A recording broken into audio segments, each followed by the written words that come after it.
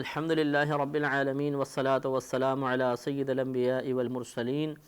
اما بعد فاعوذ باللہ من الشیطان الرجیم بسم اللہ الرحمن الرحیم۔ سورہ یوسف کی تقریباً 21 آیات کی تفسیر ہو چکی ہے۔ حضرت یوسف علیہ السلام کو اللہ تبارک و تعالیٰ نے وقتی مشکلات سے نجات عطا فرمائی اور عزیز مصر یعنی قطفیر کے پاس ٹھکانہ عطا فرمایا، اور اللہ نے جو ہم نے کل آیت عرض کی تھی اس میں آخر میں ارشاد فرمایا کہ واللہ غالب علی امرہ، اللہ تعالیٰ اپنے معاملات پر اپنے کام پر غالب ہے، ولکن اکثر الناس لا یعلمون، لیکن اکثر لوگ نہیں جانتے۔ یعنی اللہ تعالیٰ جو کچھ کرنا چاہتا ہے اسے کوئی اس کے کام سے روک نہیں سکتا۔ وہ جس چیز کا ارادہ فرما لے وہ کام ضرور مارز وجود میں ہوتا ہے۔ اگر اس کا ارادہ یہی ہو کہ یہ فوراً مارز وجود میں آ جائے تو فوراً، اور اگر اس کام کے لیے وہ بتدریج اس کی تکمیل کا ارادہ فرمائے تو وہ کام بتدریج تکمیل تک پہنچ جاتا ہے۔ اب لوگ اس کام کے درمیان لاکھ رکاوٹ ڈالنے کی کوشش کریں، جب اللہ تعالیٰ ارادہ فرما لے تو اس کو کوئی روکنے والا نہیں ہے۔ اللہ تعالیٰ نے خود ارشاد فرمایا لا مبدل لکلمات اللہ، اللہ کی کلمات کو کوئی تبدیل کرنے والا نہیں۔ جب اللہ تعالیٰ ارادہ فرما لیتا ہے تو کوئی اس کو بدل نہیں سکتا۔ لہذا یاد رکھیے کہ ہر دور میں ایسا ہوتا رہا کہ دین اسلام کے خلاف لوگ سازشیں کرتے رہے، لیکن اللہ تبارک و تعالیٰ نے قیامت تک کے لیے اس دین اسلام کو بقیہ ادیان پر غلبہ کا قرآن میں خود وعدہ فرما لیا ہے، ارادہ فرمایا ہے، اس ارادے کا اظہار فرمایا ہے۔ لہٰذا وہی شخص ہلاک ہوتا رہا جو اسلام کی تعلیمات یا اسلام کے خلاف کام کرتا رہا۔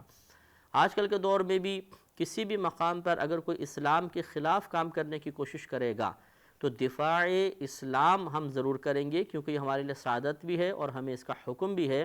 لیکن اللہ تبارک و تعالیٰ اس دفاع میں ہمارا محتاج نہیں۔ وہ چاہے تو اپنا بالکل بغیر کسی وسیلے کے، بغیر کسی ذریعے کے یقیناً دفاع کر سکتا ہے، لیکن اس کی عادت کریمہ ہے۔ لہٰذا اللہ تعالیٰ کے اس فرمان پہ توجہ کرنی چاہیے کہ اللہ تعالیٰ اپنے کام پہ غالب ہے، لیکن اکثر لوگ نہیں جانتے۔ جو اسلام کے خلاف سازش کرنے کی کوشش کرے گا شاید اس کا یقین تھوڑا سا کمزور ہو جاتا ہے، اور وہ یہ سمجھتا ہے کہ اللہ تبارک و تعالیٰ اسلام سے چاہے کتنی ہی محبت کرے، اس کی تدبیر کتنی کامل کیوں نہ ہو، لیکن شاید ہم اپنی ذہانت کی بنا پر اور اپنے اس موجودہ حالات کی اپنے ساتھ موافقت کی بنا پر اپنی سازش میں کامیاب ہو جائیں گے، لیکن ایسا ہوتا نہیں ہے۔ وقتی طور پہ اگر کسی کا غلبہ نظر بھی آئے، جیسے یزید کا وقتی غلبہ نظر آیا، لیکن اس کے بعد ذلت ہی مقدر ہوتی ہے اور ہلاکت ہی مقدر ہوتی ہے۔ تو اس لیے جو بھی دین اسلام کے خلاف کوشش کرنے کا ارادہ کرے، پہلے اسے ایک لمحے کے لیے سوچنا چاہیے کہ اس کا انجام کیا ہوگا۔ آگے اللہ تعالیٰ نے ارشاد فرمایا وَلَمَّا بَلَغَ أَشُدَّهُ، اور جب وہ یعنی یوسف علیہ السلام اپنی اشد تک پہنچ گئے، اشد مانے مکمل قوت تک پہنچ گئے۔ اس کے بارے میں مختلف اقوال ہیں، بعض نے کہا کہ 20 سال کی عمر میں، بعض نے کہا 30 سال کی عمر میں، بعض نے کہا 18 سے 30 سال کی عمر کے درمیان تھے۔ بہرحال جوان ہو گئے اور ذہانت آپ کی کامل ہو گئی۔ تو آتَيْنَاهُ حُكْمًا وَعِلْمًا، تو ہم نے انہیں حکم اور علم عطا فرمایا، یعنی حکمت عطا فرمائی، اور اللہ تبارک و تعالیٰ نے انہیں بہت سارے علوم سے نوازا، جس میں خوابوں کی تعبیر بھی تھی اور حکومت نظام چلانے کی ایک بہترین صلاحیت بھی اللہ تعالیٰ نے آپ کو عطا فرمائی۔ وَكَذَلِكَ نَجْزِي الْمُحْسِنِينَ، اور ہم نیک لوگوں کو اسی طرح کا بدلہ عطا فرماتے ہیں، جو نیکیاں کرتے ہیں ہم انہیں ایسا ہی بدلہ دیتے ہیں۔ کیا مطلب؟ اس میں بڑا نفیس نکتہ ہے کہ جو اللہ تبارک و تعالیٰ کی اطاعت اور فرمانبرداری کا دامن تھام کر رکھے گا، ایسا نہیں ہے کہ اس پہ آزمائش نہیں آئے گی، آزمائش ضرور آئے گی، لیکن اللہ تبارک و تعالیٰ اس کے ان نیک اعمال کو وسیلہ بناتے ہوئے اسے اس پریشانی سے نجات ضرور عطا فرما دیتا ہے۔ اللہ تعالیٰ اسی طرح بدلہ عطا فرماتا ہے کہ پریشانی سے نجات دیتا ہے، مزید انعامات سے نوازتا ہے۔ یہ اس صبر کا تحفہ ہوتا ہے جو انسان اللہ تعالیٰ کی طرف سے آنے والی آزمائش پہ کرتا ہے، اور اس رضا پر راضی رہنے کا بدلہ ہوتا ہے کہ جو اس شخص نے عمل کیا تھا، کہ جو اللہ نے اس کے لیے چاہا وہ اس پر قلب سے راضی رہا، نہ شکوہ زبان سے نکالا، نہ شکایت نکالی، نہ زبان اعتراض دراز کی، نہ قلب کے اندر کوئی اس کے معاملے میں اعتراض اور رکاوٹ اور تنگی پیدا ہوئی، تو اللہ تعالیٰ پھر بہترین بدلہ عطا فرماتا ہے۔ اس سے ہمیں معلوم ہوا کہ جو ہمارے بھائی اور بہن یہ بعض اوقات کہہ دیا کرتے ہیں جی اتنی ہم نمازیں بھی پڑھتے ہیں، ہم تو گناہ سے بھی بچتے ہیں، ہم تو بہت سارے نیک اعمال کرتے ہیں، ہم تو تکبر کرتے ہوئے بھی ڈرتے ہیں، ہم نے آج تک کسی کو حقیر نہیں جانا، پتہ نہیں اس کے باوجود کیوں ہماری طرف مصیبتیں متوجہ ہو رہی ہیں۔ تو یہ ان کی ایک نادانی والی سوچ ہے۔ یہ کہاں اللہ نے فرمایا کہ اگر تم نمازیں پڑھو گے، روزے رکھو گے، زکوٰۃ دو گے، حج کرو گے، نیک اعمال کرو گے، گناہوں سے بچو گے تو تم ہر پریشانی سے محفوظ کر دیے جاؤ گے؟ نہیں، بلکہ اللہ تبارک و تعالی اپنے ہر بندے کو دنیا میں آزماتا ہے۔ الذی خلق الموت والحیات لیبلوکم ایکم احسن عملا، اسی نے پیدا کیا موت اور زندگی کو تاکہ اس بات کا امتحان کرے، اس بات کو جانچے کہ تم میں سے کون اچھے عمل کرتا ہے۔ لہذا اب امتحان ہوگا۔ امتحان کبھی تو نعمت دے کر ہوتا ہے، کبھی نعمت چھین کر ہوتا ہے، کبھی مسلسل پریشانی میں رکھ کر ہوتا ہے، کبھی مسلسل نعمت میں رکھ کر ہوتا ہے۔ تو ہم تو دنیا میں آئے ہی امتحان کے لیے ہیں، لہذا نیک اعمال کے ساتھ اگر آزمائشیں آ رہی ہیں تو یہ اللہ کی رحمت کی علامت ہے، کوئی بری چیز نہیں ہے۔ ہاں اللہ کی نافرمانی ہو شدید قسم کی، پھر نعمتوں کی فراوانی ہو تو یہ اللہ کا قہر ہو سکتا ہے، جیسے کہ اس پر ہم نے طویل کلام ماقبل آیات میں کیا ہے۔ لہذا اس سے معلوم ہوا، دیکھیں یوسف علیہ السلام ایک نبی بھی ہیں اور نبی زادے بھی ہیں، اس کے باوجود آپ کے اتنی آزمائش کہ بھائیوں نے مارا پیٹا، پھر آپ کو اندھیرے کنویں میں روایت میں آتا ہے 3 دن تک آپ رہے، پھر آپ نکلے، پھر بھائیوں کا بیچنا، یہ وقتی طور پر ایک ذلت سی محسوس ہوتی ہے کہ اتنے کم داموں میں کسی کو بیچا جائے، اور پھر بازار مصر میں آپ کو کھڑا کرنا اور پھر وہاں بولی لگنا۔ اگر ہمیں اس طرح کھڑا کر کے ہماری بولی لگائی جائے تو کتنی انسلٹ محسوس ہوگی، کتنا ہم گلٹی فیل کریں گے۔ تو یہ سب کچھ ہوتا رہا ایک اس شخص کے ساتھ جو اللہ تبارک و تعالیٰ کا مقرب ہے، لیکن یہ اللہ کی آزمائش تھی۔ لہذا نیک عمل کرنے کے باوجود اگر اللہ کی آزمائش ہماری طرف متوجہ ہو تو یہ اس کی معاذ اللہ غفلت یا کوئی ظلم وغیرہ نہیں ہے، بلکہ اللہ تعالیٰ کی عادت کریمہ ہے، وہ اسی طرح آزماتا ہے۔ ہاں اب ہمیں کام یہ کرنا ہوگا کہ ہم انبیاء علیہ السلام کے طریقوں کو دیکھیں کہ جب ان پر اللہ کی طرف سے کوئی آزمائش آئی، پریشانی آئی، انہیں سختی میں مبتلا کیا گیا تو ان کا جواب میں رد عمل کیا تھا؟ کیا زبان سے شکوہ کیا تھا؟ کیا انہوں نے اللہ کے کام کو ترک کر دیا تھا؟ کیا معاذ اللہ انہوں نے علم بغاوت بلند کر دیا تھا؟ نہیں، بلکہ اللہ کی رضا پر راضی رہے، انہوں نے صبر کے گھونٹ پیے، شکر ادا کرتے رہے، تو پھر اللہ تبارک و تعالیٰ نے ان کے اس صبر کا بہترین بدلہ ان کو عطا فرمایا۔ وَكَذَلِكَ نَجْزِي الْمُحْسِنِينَ، اور ہم اسی طرح نیک عمل کرنے والوں کو بدلہ عطا فرماتے ہیں کہ آپ کو عزت بھی عطا فرمائی اور علم و حکمت سے بھی نواز دیا گیا۔ اب یہ جب آپ جوان ہو گئے تو 12 سال کی عمر میں انتہائی خوبصورت تھے، جب جوان ہوئے تو اور مزید حسن آپ کا نکھر آیا، اللہ تعالیٰ نے آپ کو مردانہ وجاہت سے نوازا۔ اب یہ جو زلیخا تھیں ان کا دل حضرت یوسف علیہ السلام کی طرف مائل ہو گیا۔ تو یہ جو عزیز مصر کا محل تھا اس کے اندر اس طرح تھا کہ جیسے پہلے ایک 4 دیواری تھی، پھر دالان تھا، پھر ایک 4 دیواری تھی، پھر دالان تھا، پھر 4 دیواری تھی، اور اس میں کمرے وغیرہ تھے، اس طرح 7 دروازے تھے۔ تو ایک دفعہ یوسف علیہ السلام سب سے اندرونی حصے میں تھے، تو زلیخا رضی اللہ تعالی عنہا جو اس وقت تو بہرحال ایمان لے کر نہیں آئی تھیں، بعد میں آپ باقاعدہ ایمان لائی تھیں، تو آپ اندر داخل ہوئیں اور آپ نے باہر سے دروازے لگاتی ہوئی آئیں اور 7 دروازوں کو بند کر دیا، اور آپ کے دل میں برائی کا خیال پیدا ہوا اور آپ نے اس کی حضرت یوسف علیہ السلام کو دعوت دی۔ یوسف علیہ السلام نبی زادے تھے، اور زلیخا بھی کہا جاتا ہے کہ بہت ہی حسین و جمیل عورت تھیں، اور ویسے بھی جو شاہی خاندان سے یا جو بادشاہوں کے قریب رہنے والے لوگ ہوتے ہیں یہ اپنی ویسی بہت زیادہ کیئر کرتے ہیں، تو بہرحال وہ بہت حسین و جمیل خاتون تھیں۔ انہوں نے حضرت یوسف علیہ السلام کو برائی کی دعوت دی۔ یوسف علیہ السلام نے اللہ کی عطا سے انکار فرمایا، اور اس کے انشاءاللہ یہ آگے پورا واقعہ آ بھی رہا ہے، لیکن میں خلاصے سے عرض کر رہا ہوں کہ پہلے ایک ذرا پس منظر ہمارے ذہن میں آ جائے۔ اب جب یوسف علیہ السلام نہیں مانے تو یہ آپ کی طرف بڑھیں، تو یوسف علیہ السلام آگے بھاگے، تو روایت میں آتا ہے کہ جس دروازے کے پاس پہنچتے تھے اس کا تالا خود بخود کھل کر گر جاتا تھا، تو آپ تیزی سے بڑھتے رہے، وہ بھی پیچھے بھاگتی رہیں، یہاں تک کہ جب آپ آخری دروازے پر پہنچے تو وہ وہاں قریب پہنچ چکی تھی، انہوں نے آپ کا کرتا مبارکہ پکڑ لیا،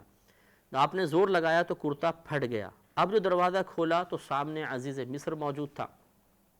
یعنی ان کا شوہر۔ تو اس وقت پھر زلیخا رضی اللہ تعالی عنہا نے غلط بیانی سے کام لیا اور یوسف علیہ السلام پر الزام ڈال دیا کہ انہوں نے ایسا کیا ہے، میرے ساتھ کوئی برائی کا ارادہ کیا ہے۔ اس سے اور ان کو پھر یا تو آپ سزا دیں، جیل میں ڈال دیں، یا ان کو کوئی کوڑے وغیرہ لگانے چاہیے۔ اس وقت یوسف علیہ السلام نے پھر اپنی براءت کا اظہار کیا کہ میں نے ایسا کچھ بھی نہیں کیا، بلکہ انہوں نے مجھے مائل کرنے کی کوشش کی تھی اور میں اپنی عزت بچا کے بھاگا تھا۔ عزیز مصر نے کہا کہ اس پر کوئی دلیل اور کوئی ثبوت فراہم کرو، تو آپ نے فرمایا کہ آپ کے گھر میں ایک 4 ماہ کا بچہ ہے جو جھولے کے اندر موجود ہے، اس سے آپ پوچھ لیجئے۔ تو عزیز مصر نے کہا کہ وہ 4 ماہ کا بچہ کیسے کلام کرے گا؟ تو آپ نے فرمایا کہ اللہ تعالیٰ کی عطا سے وہ ضرور کلام کرے گا اور وہ آپ کو بتائے گا کہ اصل معاملہ کیا ہے۔ یہ ان کے رشتہ دار کا بچہ تھا، زلیخا رضی اللہ تعالیٰ عنہ کی رشتہ دار تھے، ان کا بچہ تھا۔ اب جب وہ حضرت یوسف علیہ السلام نے اس بچے سے پوچھا تو اللہ نے انہیں اس بچے کو قوت گویائی عطا فرمائی، اور اس نے اتنی 4 ماہ کی عمر کے باوجود ایک عظیم بہترین دلیل پیش کی۔ اس نے کہا کہ یہ دیکھا جائے کہ اگر یہ کرتا آگے سے پھٹا ہے تو یوسف علیہ السلام قصوروار ہیں، اور اگر یہ پشت سے پھٹا ہوا ہے، پچھلی طرف سے پھٹا ہے، تو یہ زلیخا قصوروار ہے، کیونکہ آگے سے پھٹا ہوگا تو ضرور آپ نے جیسے آگے کوئی بڑھے اور پھر وہ عورت اپنا دفاع کرے تو اس طرح پھٹ گیا، اور پیچھے سے اگر پھٹا ہوگا تو لازم بات ہے کہ مرد آگے بھاگ رہا ہے، عورت نے پیچھے سے کھینچا، تو اس بات کی دلیل ہوگی کہ وہ زیادتی خاتون کی طرف سے ہے۔ اب جو وہ کرتا چیک کیا گیا تو واقعی ویسا تھا، تو پھر عزیز مصر نے بی بی زلیخا رضی اللہ تعالیٰ عنہ کو فرمایا کہ تم توبہ کرو اور ان سے معذرت وغیرہ کرو۔ تو یہ واقعہ یہاں پہ بیان ہوا۔ اللہ تعالیٰ ارشاد فرماتا ہے کہ وراودته التي هو في بيتها عن نفسه، اور وہ عورت کے گھر میں تھے، یعنی یوسف علیہ السلام جس عورت کے گھر میں تھے اس نے آپ کو لبھایا، اپنی طرف مائل کیا کہ آپ اپنے آپ کو نہ روکیں،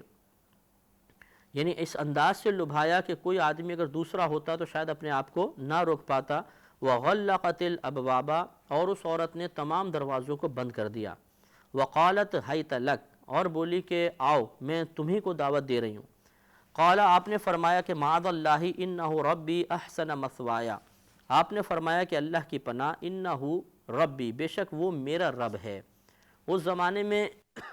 جو پالنے والے ہوتے تھے، کفالت کرنے والے ہوتے تھے، انہیں رب کہا جاتا تھا۔ تو گویا کہ یوسف علیہ السلام نے فرمایا کہ بے شک وہ یعنی عزیز مصر جو ہے وہ میرا رب ہے، مجھے پالنے والا ہے، اس نے مجھ پہ اتنا احسان کیا،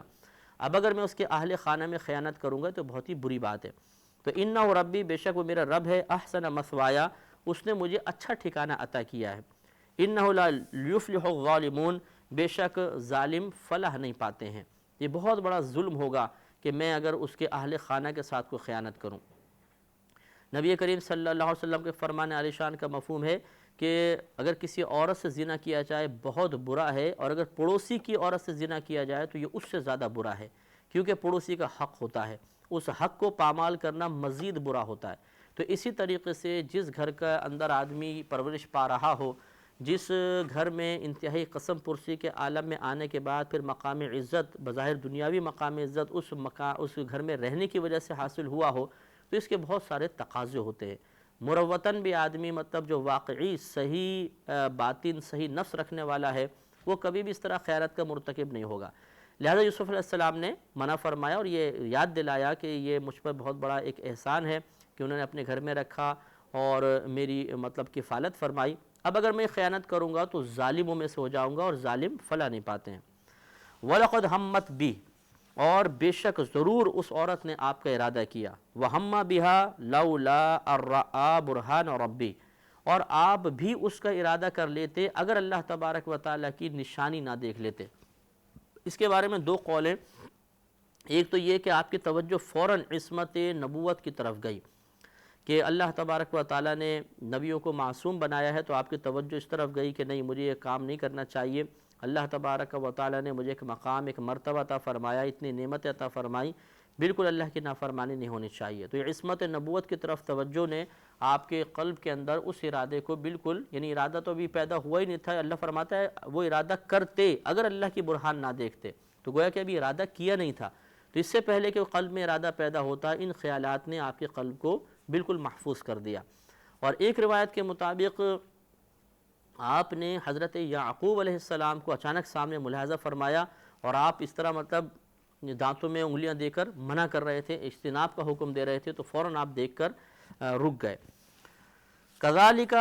ہم نے یوں ہی کیا، ہم اس نے اسی طرح معاملہ کیا، کس وجہ سے؟ لِنَصْرِفَ عَنْهُ السُّوءَ وَالْفَحْشَاءِ، تاکہ ان سے یعنی یوسف علیہ السلام سے برائی اور بے حیائی کو پھیر دیں۔ إِنَّهُ مِنْ عِبَادِنَا الْمُخْلَصِينَ، بے شک وہ ہمارے چنے ہوئے بندوں میں سے ہے۔ یہ بھی بڑے پیاری بات ہے کہ اللہ تبارک و تعالیٰ جب کسی کو زہد و تقوی پرہیزگاری عطا فرماتا ہے، اسے اپنا مقرب بنا لیتا ہے، تو پھر اسی طریقے سے مختلف قسم کی تنبیہات کے ذریعے،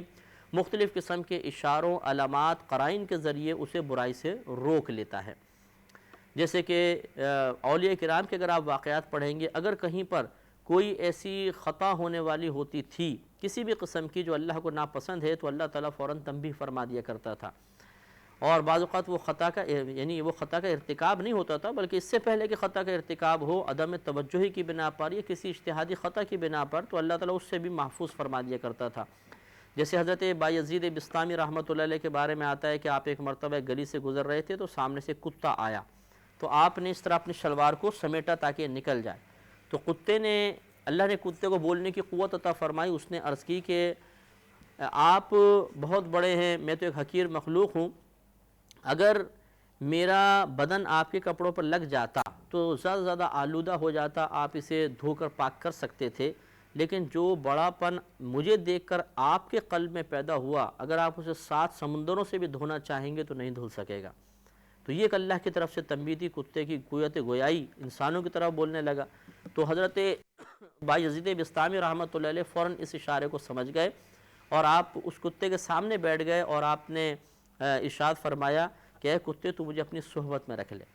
یعنی اتنی عاجزی انکساری، یقیناً آپ کے قلب میں تکبر نہیں تھا، لیکن آپ کا یہ قمیص سمیٹنا، یہ بھی مطلب ایک طرح سے چونکہ ایسا لگتا تھا بظاہر کہ مخلوق کو حقیر سمجھ کے کیا ہے، تو اللہ تعالیٰ نے اس پر بھی آپ کو تنبیہ فرما دی، تاکہ جو کوئی علامت بن رہی ہے وہ علامت بھی ختم ہو جائے۔ جب علامت پر ہی آدمی احتیاط کرے گا تو اصل چیز میں تو کبھی مبتلا ہوگا ہی نہیں۔ تو اس کتے نے جواب میں کہا کہ نہیں، آپ اشرف المخلوقات ہیں، میں ارذل ہوں، میں آپ کے ساتھ کہاں رہ سکتا ہوں یا آپ میرے ساتھ کہاں رہ سکتے ہیں، اور یہ کہہ کر وہ کتا چلا گیا۔ تو غرض یہ کہ اللہ تبارک و تعالیٰ اپنے نیک بندوں کو اسی طرح گناہوں سے اور برائیوں سے بچاتا ہے۔ ہم جو یہ کبھی کہتے ہیں کہ جی میں بہت توبہ کرتا ہوں، پتہ نہیں پھر گناہ ہو جاتے ہیں، پھر میں توبہ کرتا ہوں پھر ٹوٹ جاتی ہے، پھر توبہ کرتا ہوں پھر ٹوٹ جاتی ہے،